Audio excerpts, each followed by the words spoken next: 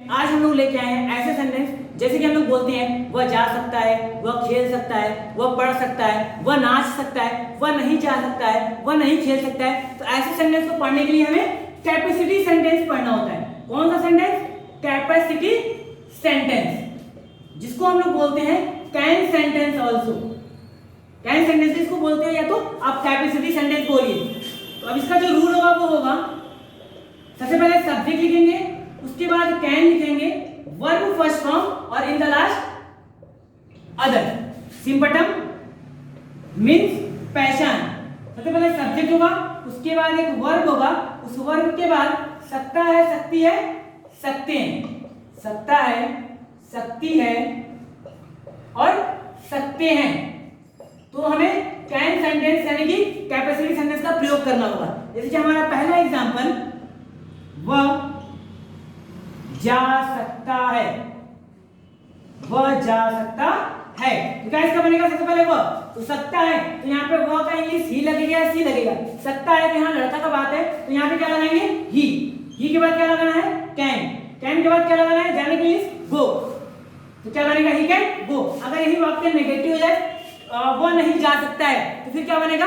He can not गो।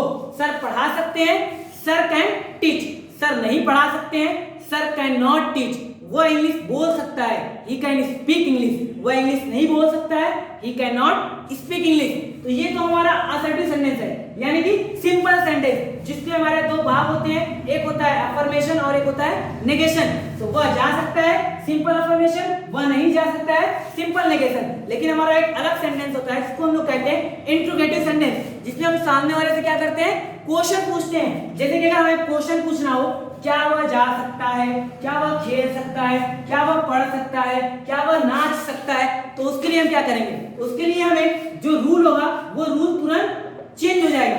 तो जो rule होगा उसमें हम लोग कैन को बाहर निकाल लेंगे और सब्जेक्ट को बीच में लिख लेंगे, वर्ब लिखेंगे और लास्ट में अदर। सिंपटम भी हमारा चेंज होगा।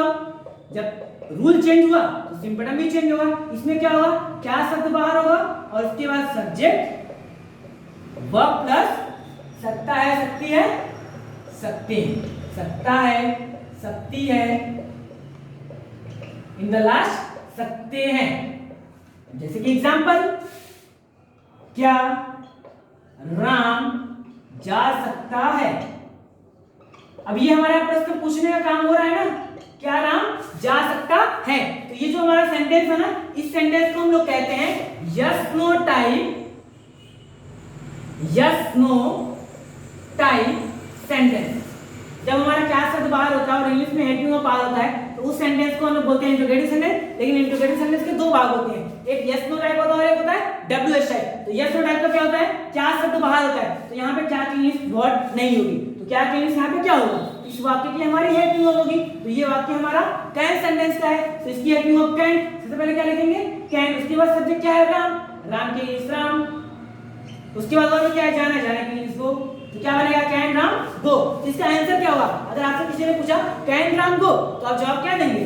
Yes Ram can go.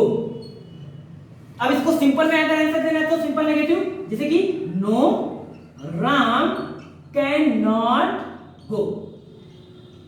अगला एग्जांपल, जैसे कि क्या सर पढ़ा सकते हैं? Can sir teach. क्या सर नहीं पढ़ा सकते हैं? Can sir not teach. क्या तुम इंग्लिश बोल सकते हो? Can you speak English. क्या तुम वहां जा सकते हो? Can you go there. तो ये तो हमारा यस नो टाइप क्वेश्चन हो गया। अब इसके बाद हमारा होता है WH type question. WH type question, जिसमें हमारा केवल थोड़ा सा परिवर्तन होता है। जैसे कि देखिए, सबसे पहले उसमें क्या लिखेंगे? क्यू डब्ल्यू, यानी कि क्वेश्चन वर्ड, उसके बाद कैन का प्रयोग करते हैं, फिर सब्जेक्ट लिखते हैं, इन the last verb plus other. इसका सिंपटम जो होता है वो होता है सब्जेक्ट बाहर होता है और बीच में क्वेश्चन वर्ड होता है और फिर वर्ब होता है, फिर सकता है, सकती है, सकते हैं। जैसे कि वह क्यों जा सकता है? अब देखिए, क्वेश्चन वर्ड क्यों बीच में है ना, तो ये हमारा जो सेंटेंस होता है इसको हम लोग कहते हैं डब्ल्यूएच टाइप, जिसमें डब्ल्यूएच फैमिली वर्ड को यूज किया जाता है जिस भी सेंटेंस में, वो हमारा बन जाता है डब्ल्यूएच टाइप क्वेश्चन। तो हमारा एग्जांपल ले लेते हैं, वह क्यों जा सकता है? इसके मीन से हम लिखोगे इज वन। फिर क्या लिखना है can, subject working is he, जाने के लिए गो, तो क्या बनेगा व्हाई कैन ही गो, इसका आंसर क्या देंगे he can go for reading, वह क्यों पढ़ सकता है why can he read, sir कब पढ़ा सकते हैं when can sir teach, Ram कहां खेल सकता है वेयर कैन राम प्ले, मैं उसे बता सकता हूं आई कैन टेल, क्या तुम बोल सकते हो कैन यू स्पीक, तुम कैसे बोल सकते हो हाउ कैन यू स्पीक। तो एक क्वेश्चन आपके लिए, जो सेंटेंस हम बता रहे हैं उसका simple negative, simple affirmative, yes no type और WH टाइप पूरे में परिवर्तन करके यानी कि चेंज करके कमेंट बॉक्स में हमको बताइएगा। वो एग्जांपल होगा मैं उसे वहां बुला सकता हूं, तो इसका आंसर आप हमको कमेंट बॉक्स में बताइए।